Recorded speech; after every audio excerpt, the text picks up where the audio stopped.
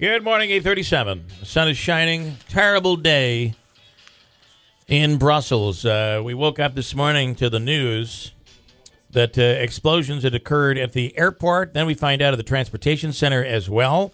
As of last, what are we saying? Like 29 people have died and several have been injured. The photos that are showing up here today on television are really, really tough to look at. And just the descriptions, too, people describing, people covered in blood. It really makes you think of Boston and heightened alert, of course, in New York City, although they're saying no credible alert, no credible threat has been detected. Here, there seemed to be a credible threat, right? And they've been warning people for the last couple of days. They've been on high alert. And despite that, I mean, what does that say about ISIS? The power that they have, the ability that even when we know something could be coming, something could be imminent, we don't have the ability to stop them. And we have to be very careful because even though it looks like the work of ISIS, ISIS has not yet claimed responsibility for it. So we have to be very careful. But it does have all of the signs, right? Signs, yeah. They're saying that it was a suicide bomber. They're saying that before the bomb went off, the person was yelling something in Arabic. So all the signs are there. I guess we just don't know for sure. And more of that will be coming as the day goes on. But what's interesting is these things happen, and we just go on with our normal day. But even inside Belgium, that's what's happening. So in other parts of Brussels, they're going on with their day. If they haven't been affected directly by this, they're kind of going on with their day. And what else are you supposed to do? Right. What else? Did you see that this Hulk Hogan story is very interesting, and I think it's going to have major. We talked a little bit about this yesterday about the implications it will have on being able to just pick up a video and put it up. You see it with leaked nude photos that have been stolen off iCloud or whatever, or out of somebody's phone, and these videos that end up being put out. So Gawker puts this video up, and they're saying, listen, we have every right to do it. This is news, and we have a freedom of press. Now this court is saying you don't, and they ordered him. That jury gave Hulk Hogan another $25 million yesterday. Mm-hmm. I do have one thought on this and whether or not it's news, and I would say because he's a public figure that maybe this scandal or this incident is newsworthy. But I think maybe that the line that was crossed is that you don't need to show a video of him having relations to drive home the point. See, I hate to sound like the person that's always arguing. No, that's okay. But I am. I mean, admit it. Go ahead. I am. We see this all the time in news. You don't have to show those photos. I remember one in particular, a story that was from here. Yeah, I remember. I know exactly what you're talking about. You don't need to show those photos. You can't. So the question becomes, we really need a broadcast, a First Amendment attorney to come on and maybe get two sides of this. But is this somebody legal? What are you talking about? Is this a legal issue or is this an ethical issue? Ethical plays no role in the First Amendment. It's not about ethics. There's a lot of unethical things that come out of the First Amendment. But there is the ethics of revealing someone's private moment. I don't think I understand ethics. Ethics is important, and it is disappearing because of social media. But I don't think when it comes to the law and the legality of it, ethics plays a role. But they're kind of trying to imply that it does. That ethically we wouldn't run this story, so this one doesn't apply. Mainstream media wouldn't run this story, so this doesn't apply. That's going down a very slippery slope. And it'd be interesting, again, for somebody to talk about this that has some legal knowledge, some real knowledge of the Constitution. And, what we need right now is Ted Cruz.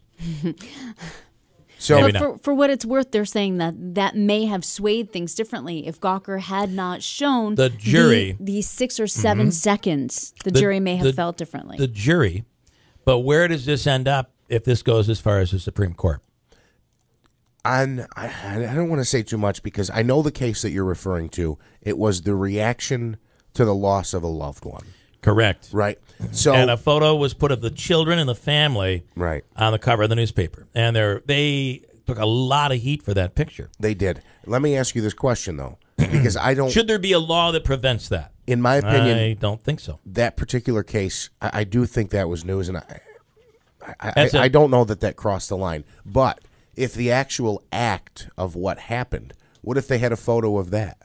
Would that be over the line? I think that would be over the line. It could be over the line, and the newspaper, if they were to run a photo, should suffer the consequences, the potential of losing advertisers, the potential of people no longer buying the newspaper. But to say there's going to be a board out there that determines, well, this is okay, but this is not okay. You can run this photo or this video, but you can't run this one. This becomes this is where I think it becomes really dangerous. And, something as awful as putting this video of them having sex up. I mean, that's pretty bad. But I think it's a bigger question, and I just wonder what will happen when this goes further. Right now a jury in a smaller court has ruled, and they've given him a lot of money. They've given Gawker or given Hulk Hogan. By the way, did you hear what his wife had to say, Linda Hogan, on Monday about the money, all the money? It's a quick little clip. I can't play it yet, but I'll play that for you coming up in a second. I do want to take this woman first, and we'll come back to it. Dr. Gerald, it's not a woman, is it a man, Andrew? It is, yeah.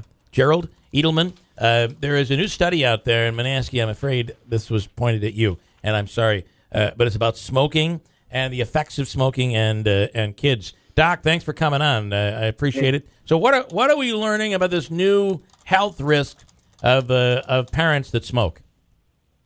Yeah, well, the problem is that smoking causes, lowering in your oxygen level, and so the fetuses aren't getting the oxygen and the nutrition they need, and they're being exposed to all the rest of the bad stuff in the smoke. So this is all secondhand smoke we're talking about?